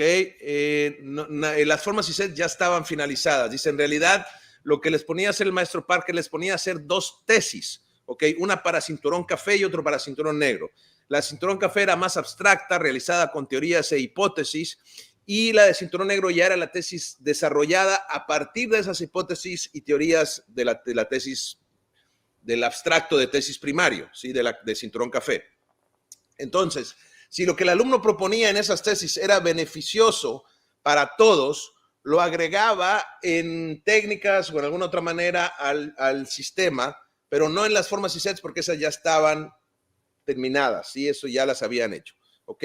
Entonces, el maestro Parker, de hecho, motivaba mucho al alumno a hacer esto y dice que el maestro Larry también motivaba esto, donde el alumno desarrollara algún concepto o principio que ellos ya sabían, pero que no habían elaborado más, ¿sí? Eso mismo hacía el maestro Parker. No era conocimiento, no eran principios que él desconociera, sino que a lo mejor no había profundizado tanto en ellos. Y de esta manera se iban desarrollando y se encontraban cosas beneficiosas para todos. Yeah, it's like this with these podcasts. You ask me questions, and it's very important because you may ask me questions that I really have to think about. I know the answer, but I may have not elaborated on it enough for others to understand. So it's very important that you ask the people that you teach, what do you think of this? What do you think of what I said? Okay, I taught those lessons to you. Now, you're old enough in the arts. Give me your opinion. So Parker would very frequently say, hey, Larry or Huck or Frank Trejo or whatever, what do you think of this? I just wrote this. He'd bring it in. What do you guys think of it? Okay. And that's very important because you don't want to just think that because you know of the things that you're always expanding on them. Okay, so you've got to ask people, and that's why I love the questions, because it gets me to think. Okay, I may have missed something. Okay. Comenta el maestro que es, por ejemplo, este podcast, estos en vivos que hacemos, son muy importantes porque ustedes hacen preguntas y son preguntas que a lo mejor el maestro no se había hecho, ¿ok? Y cuando le hacen esta pregunta, no quiere decir que son cosas que él no sepa, sino que tiene que elaborar, tiene que hacerlo implícito, hacerlo explícito, pues. Elaborar esto, entonces por eso dice que es muy importante preguntar. Hagan las preguntas, pregúntenle a sus maestros, ¿sí? El maestro Parker, por ejemplo, llegaba a veces con conceptos que había desarrollado, con algo anotado, y les preguntaba a ellos, al maestro Larry, a Frank Trejo, a Hawk, etcétera, los que estaban ahí, ¿qué opinan de esto? Y ahí empezaba el debate, y entonces puedes ver cosas que a lo mejor te pasaron desapercibido o que tú no habías formulado esa pregunta y te permite profundizar más en el concepto, profundizar más en la idea, ¿ok? Entonces es muy importante que hagan estas preguntas y por eso también les pido a ustedes que pregunten. Por eso este foro es abierto para todos ustedes, porque eso obliga, ¿no?, a profundizar más y a encontrar más respuestas. Yes. Very good. That correct, sir? Gosh, I hope so. Big salute from Spain, Grand Master. Saludos, Rafael. Gracias. Leonardo Cortés, interesting saying from Grand Master. Thank you for the translation. Big hug to both of you from Mexico City. Wow. You're welcome. You're welcome. Gracias. Saludos. Paul Slater, Mr. Tatum, how are you health-wise? Let me see. I'm okay. I'm doing better. I'm doing better. I am. Medications I take are helping out a lot. I'm doing better. Maestro Héctor Garcia, regards to the Grand Master Larry Tatum, and I am glad to see him in good shape. A big hug to Mr. Tatum and you too, Frank. Thank you, sir. Regards from LA, California. And Hector is another master in Chile that he has donated his entire life to teaching, and he is one heck of a great Kenpoist. Not only in his teaching, but in his ability too. Another guy that I'm so impressed with. You know what? Nice. Jose Pedro Cunha, greetings, Master Frank and Grand Master Larry Tatum from Brazil. Hello, Brazil. Jose.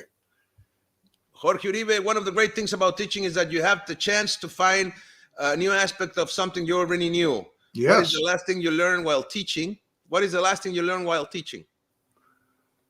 Oh, my gosh. The last thing well, there's so many things. The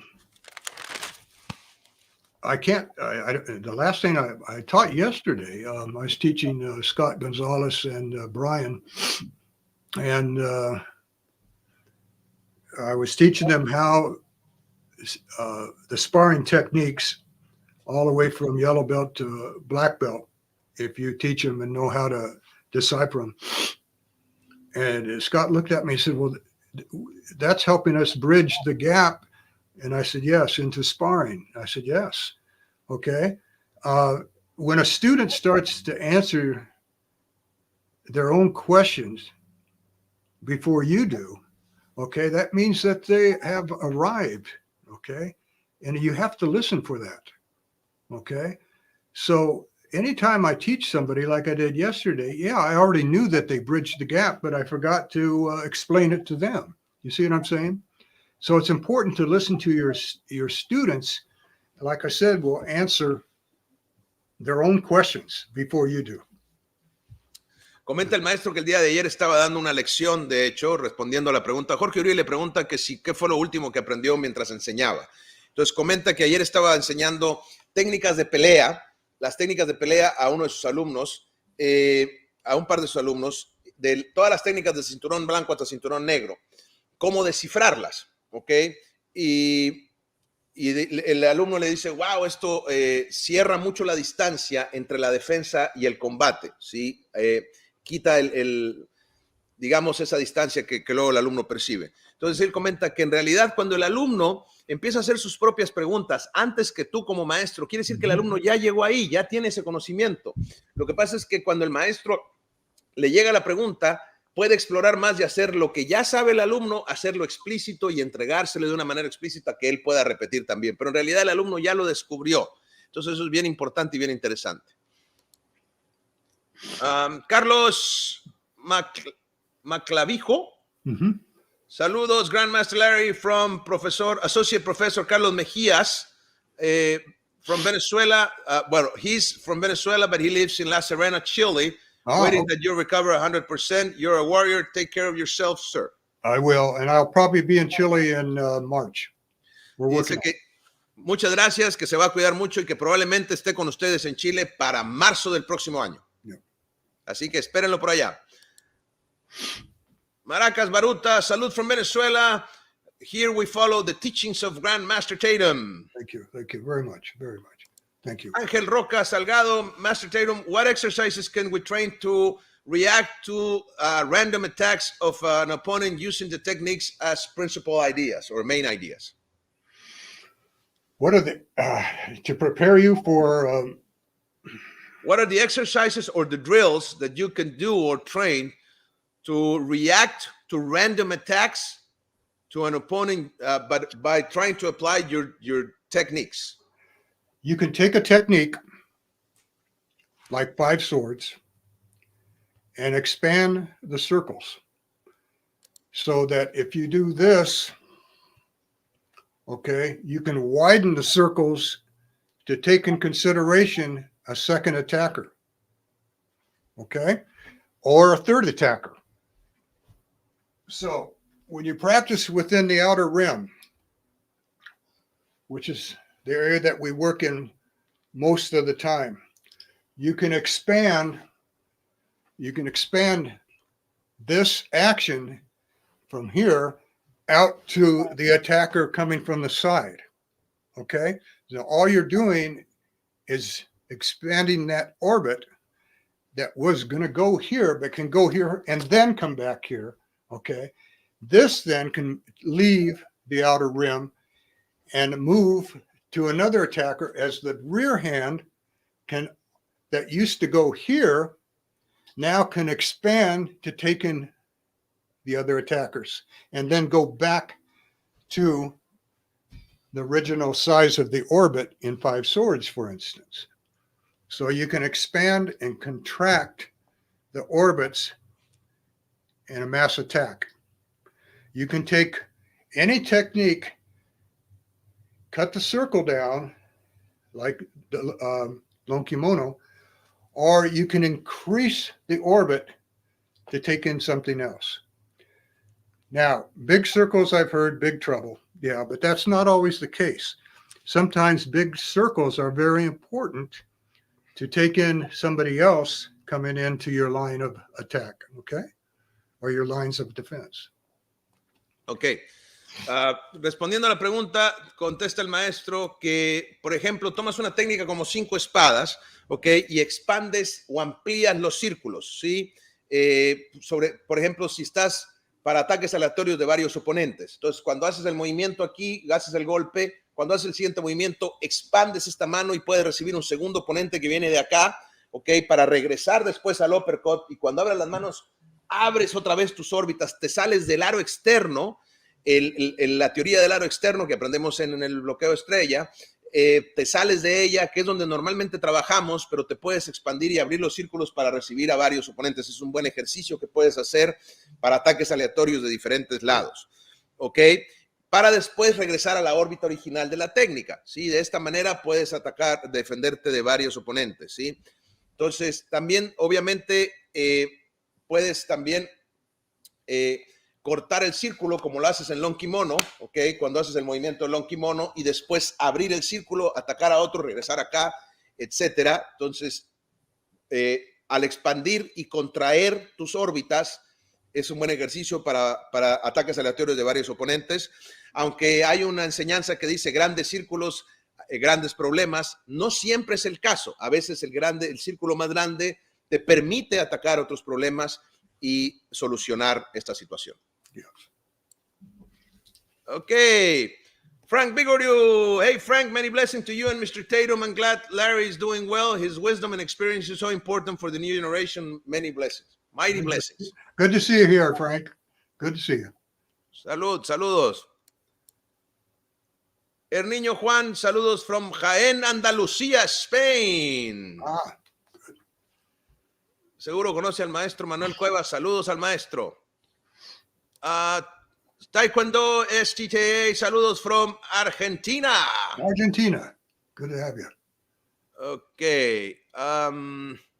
Let's see. Arturo Flores, saludos, maestro. Thank you for the show today. Every live stream with you, it's like a seminar. I always learn a lot. Big hug for both of you from Santa Cruz, Bolivia. Thank you. Thank you very much. Saludos, Arturo. Gracias, maestro. Juan Martín Álvarez, Master, saludos, maestros from Argentina. Los esperamos a todos la próxima semana. International Hall of Fame, Santa Fe, Argentina. Saludos, gracias. Thank you. Marcio Atalaya dos Santos, greetings from Brazil. Grand Master Larry Tatum and Master Frank Soto. There he is. Good guy. Good guy.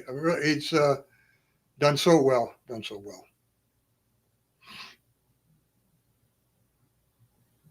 Okay. Sean Kelly says, I have to disagree with Master Larry about being not exclusive. I can say with experience that he is exclusive as a person of history, lineage, and his skills to communicate his master level of experience. To say he, along with any of the seniors, are not a treasure of knowledge, I have to remind all, these masters are what paved the world to enjoy this wonderful art created by our founder, Senior Grand Master Ed Parker. Just like the late Bruce Lee, Elvis Presley, and Ed Parker. Thank you, sir. Salute. Very nice word. Thank you very much, John. Thank you. Very nice. Thank you. It's at the age I'm at, I'm 75 years old now. So now you know what you're going to look like when you're 75. You'll get a mustache and a beard. Okay. But, as you reach a certain age, your priorities do change. Okay. And how you present yourself to the world changes. And that's very important. And you have to recognize those points of change. And you've got to go with it. You're always gradually shedding off some of the past of who and what you were in terms of your art and as a person. So I enjoy this age now more than ever. I enjoy it. I can do whatever I want. But the important thing is that I'm teaching from a different perspective in my life. Excellent. Thank you, sir. Saludos to Grand Master Larry Tatum from Tezuitlán, Puebla. Saludos. Nightcrawd, greetings, Grand Master Larry. How can I use my Kenpo if my attacker is a family member? Is there a less lethal solution to deal with it? Yeah, just don't let them come over for Christmas. No. Don't invite them. No. Don't invite them. No. No. The best for a family member, for God's sakes, don't fight family members. Okay. When I would go home from teaching all day long, like a lot of the other teachers, you'd be keyed up. But you've got to divorce yourself from the art when you're around your family members. My family members can hit me anytime they want, and I won't block it because I shut off my guard. I don't have my, like Star Trek, I don't have my shields up. Okay. So keep the art out of the house when you're at home, okay, with your family members. I would, if I had gotten that kind of an argument with a family member, I would just leave or ask them to leave and leave it at that. Don't, this is not something that is meant to be used on people that you love.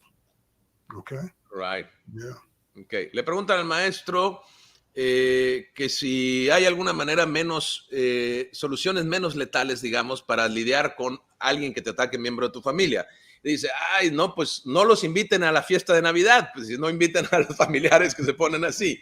Pero ya, pasando eso, dice, no peleen con los miembros de su familia. Dice, cuando él llega a su casa después de enseñar todo el día, se divorcia del arte en ese momento, baja todas las barreras, deja todo esa energía, esa de protección fuera y entra a su casa sin estos escudos.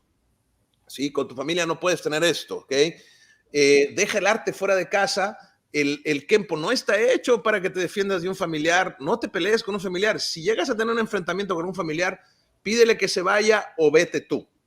Pero no apliques el arte con la familia, ¿sí? No está diseñado para eso. Esto es un arte de supervivencia y de defensa fuera de casa, ¿ok?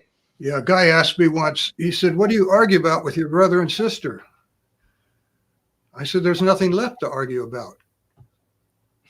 Okay? You reach a point to where there's nothing to argue about. Okay? If you know you're going to disagree and you know it going in, then don't go there. Okay? As simple as that. Okay? Just reach an age or a point in your life where the arguments are over.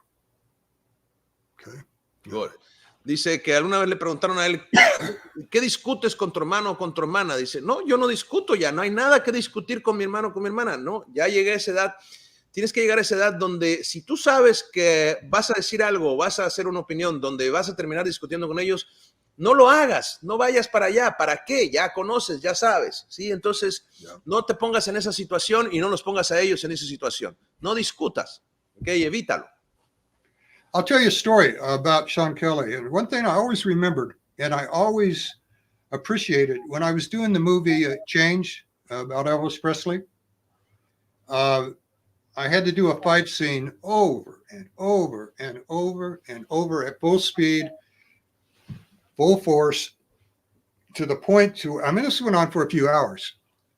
And because I didn't want to do too many cut-ins like they do in movies, they make you look better than you are.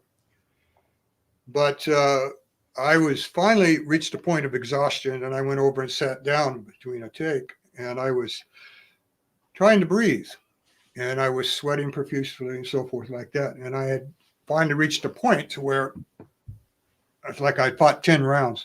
And one guy came up to me with a cold towel and put it around me. He said, look, you guys, he needs help, you know, and it was Sean Kelly. Sean came over with a towel, put it around my neck, and he knew that I had done too much the same mass attack, full speed, full force. So I never forgot that. And, you know, that's the type of caring and true brotherhood that you develop through the art. So I meant to tell him that. I never forgot that. Yeah. Nice. That's a nice one. Yeah. Okay, sir, I think we are out of time. We're almost 2 hours in now. Oh my gosh, that went fast. Yeah. Yeah. So is it okay? We call it a wrap for today? We can call it a wrap. That's right. Good. Okay. Let me just mention fast the comments here. Gracias a Bernardo Riquelme. Saludos también a Kelly Pérez. Salud, sir. Jorge Galarza, saludos. Argentina. Jorge Orellana, saludos. Sean Kelly, salud, sir. Salud to everybody. Kaiser Kenpo, saludos a la gente de Perú. Leonardo Cortés, saludos, mi estimado. Master Raúl Cruz, saludos. ¿Quién más está por acá? Armando Maito, saludos. Disculpen que no voy a poder poner todos sus comentarios y preguntas. Tim Bueller, turning in late. Aha. Salud, sir. Yes. Well, Mr. Tim. Armando, saludos. Camila Geber, greetings from Brazil. Saludos. Oh, there she is. Another Adolfo great. Duelmo. Yeah. Saludos. Adolfo, he's incredible. He is doing so well. Wow. Saludos, maestro. Shoiski Okion, saludos. Master Larry, saludos from TJ. Roberto Almagro, saludos. Gracias, saludos. Williams Royet, saludos from Colombia. Y José Pedro, thank you so much, Master. Saludos. Welcome. Okay, sir, I think we are done. Una disculpa para todos. Perdón. Sure. No, it was great. I enjoyed this one a lot. I enjoy them all, but today was it was an enjoyable one. I really liked it. I think each one is better than the last one. I hope so. I hope so. Thank you so much, sir. Muchas gracias a toda la gente que nos vio el día de hoy. Excelente programa. Nos vemos a la próxima. Sigan con esas preguntas. Una disculpa a los que faltaron. I am sorry for the questions we couldn't pass. We are out of time. We did this for 2 hours.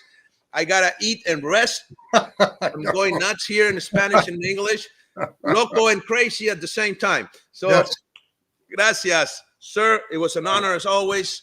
Thank you so pleasure. much for sharing your teaching, for your kindness and your, outgoing, for sharing your wealth of knowledge. Oh, Thank you. My pleasure. Okay, you guys. Cuídense mucho. Gracias a todos y nos vemos a la próxima. Saludos. Adios.